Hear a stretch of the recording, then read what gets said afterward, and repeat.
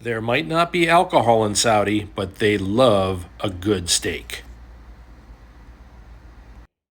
All right, and welcome back. So today we're going to talk about scheduling. We're going to talk about the types of schedules you can expect when you're working overseas. What is your work schedule going to be like? And what does that basically make your lifestyle like? Okay. So that's what we're going to deal with. And I, over the years, have dealt with pretty much every type of just outrageous schedule you can think of. Some have been by design, and others have been because of emergency situations. Things come up that are unexpected. So we're going to go over all things work schedules, okay? After years of military contracting overseas, and I'm getting ready to retire, I thought I would pass on the information that I learned over years of working abroad to inspire others to reach out, check out the world, see the jobs that are overseas, and learn something about yourself.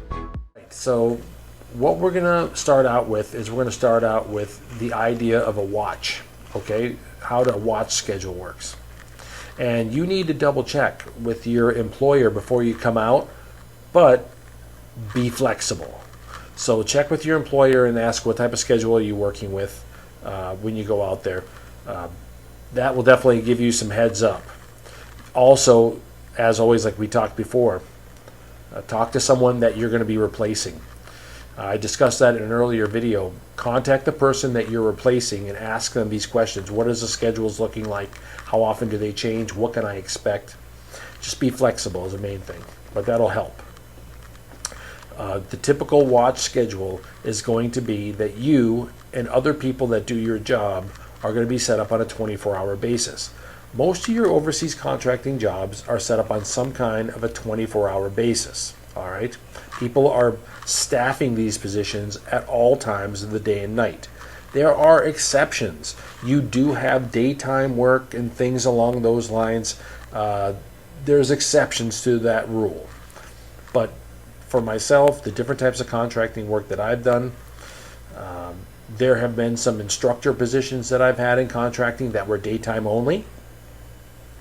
There have been instructor positions that I've had that were set up to be in the afternoons because that was a schedule of the military that I was teaching. So I had my days off and then I worked afternoons after the normal working hours. There have been primarily all my IT overseas contracting has been a 24-hour watch. All right, someone's been on staff all the time. I enjoy working in the evenings if I can. It's what I prefer. But again, you need to be flexible. Okay, you have to be flexible. You don't know exactly what you're going to have. So check with your employer what type of schedules they are setting up right now. Check with the person that you are going to be replacing. Ask them what you can expect. And the third thing to check is, how are you getting paid? Are you getting paid by salary, or are you getting paid by hours worked with different types of overtime? You have your standard overtime, but then you also have overtime even beyond that. Like, sometimes people come out and they work 7 days a week, and so the overtime just gets multiplied and gets outrageous, which is good for you, coming out to make money. All right. So think of those questions before you come out. When you get out, the most basic schedule that you're going to deal with is going to be an 8-hour watch schedule. So it'll be a 24-hour, 3 watches, 8 hours each.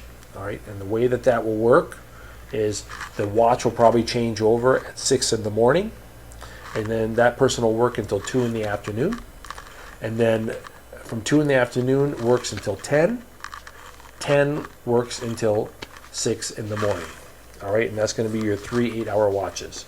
You show up a half hour early for that watch and do a proper turnover, which means they explain everything basically that happened that's significant that needs to be passed down to you.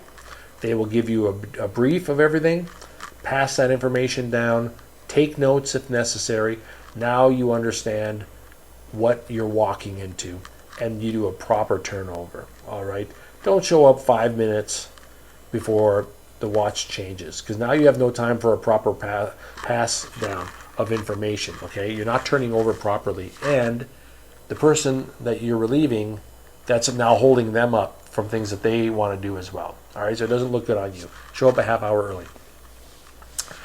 That basic 8-hour watch is the ideal situation. Okay, and as far as what days you might work that, you might work it 5 days a week, 6 days a week, or 7 days a week. All right, you need to be flexible.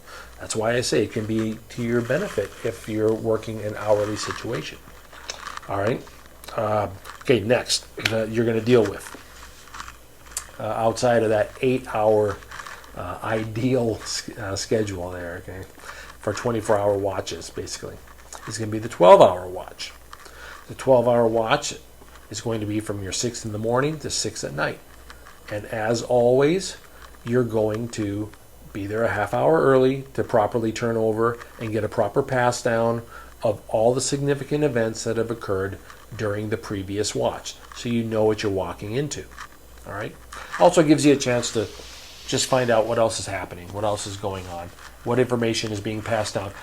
The reason why I say that is because I work a lot of night shifts, and when you work night shifts, the supervisors are not there, and what happens is they have passed down significant information about your job that needs to be passed on to you. So show up a half hour early so you get all this information. All right. The 12-hour watches, some people don't like them because they find it that it's just like grueling to be on watch that long. I can tell you, I don't find that at all. A 12-hour watch, it just makes your week go by very fast. When it comes to your meal schedule on a 12-hour watch, you might be eating breakfast for dinner before you go to bed, and vice versa. All right. Realize that if you want to get 8 hours of sleep, that's giving you just a short amount of time outside of that 8 hours of sleep on both ends. All right, because you have 12 hours. So with the 2 hours before and after, you have to get a meal in, you have to get a workout in, shave, shower, all of that. If you want to contact home, depending upon what your situation is, whether you have the ability to contact anybody while you're on watch, it changes with every job. And you can ask the person that you're going to relieve what that situation is. How is the situation as far as being able to communicate? Can I walk outside? Is there a place where I do a smoke break?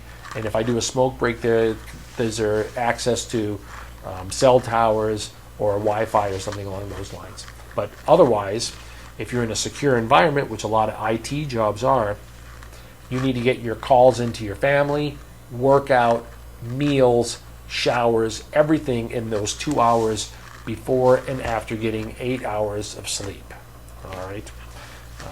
That's just what you get used to. That could be a 5 days a week, 6 days a week. You could be working 12-hour shifts 7 days a week.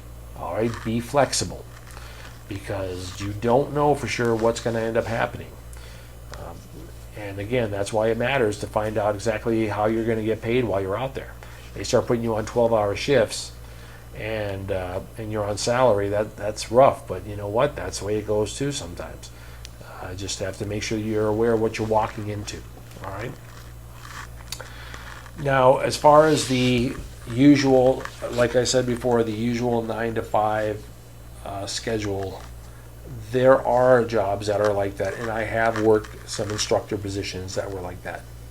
But when you're working overseas, as far as contracting goes, basically you're looking at those 8 or 12-hour situations. Are there 24-hour watches?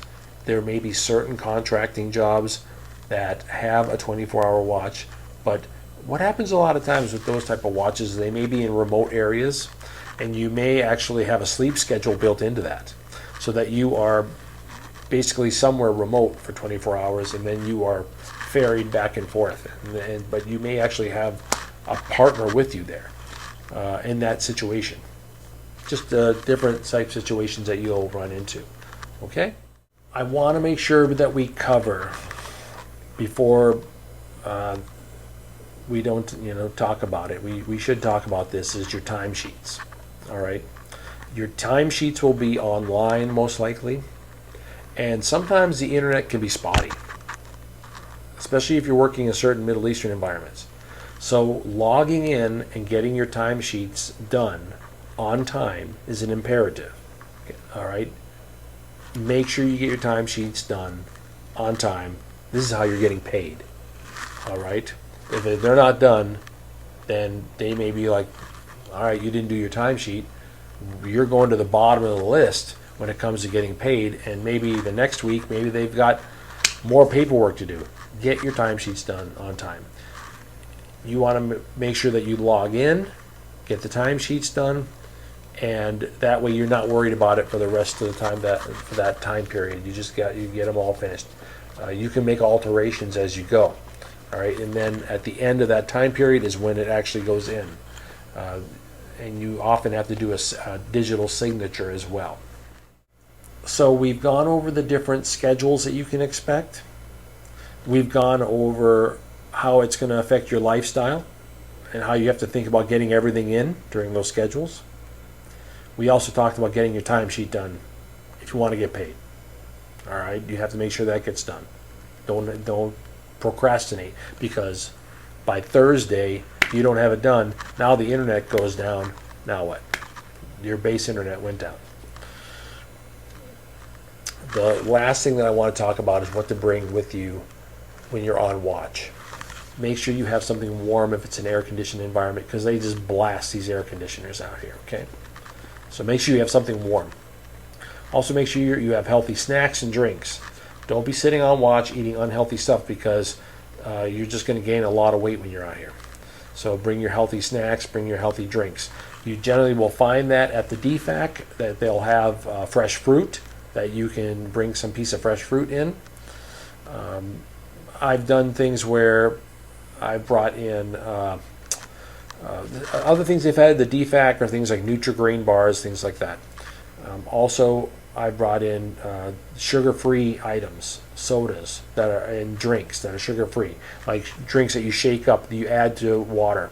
Any type of little packet that you add to water and shake up, perfect. All right, sugar-free items, so you have something to drink and stay hydrated on watch, and snacks that are healthy.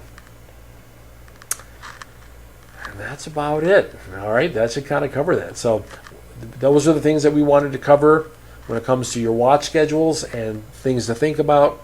I hope that you got something from this video. I hope that it helps. If there's something that you want me to cover, leave a comment, and have yourself a nice day.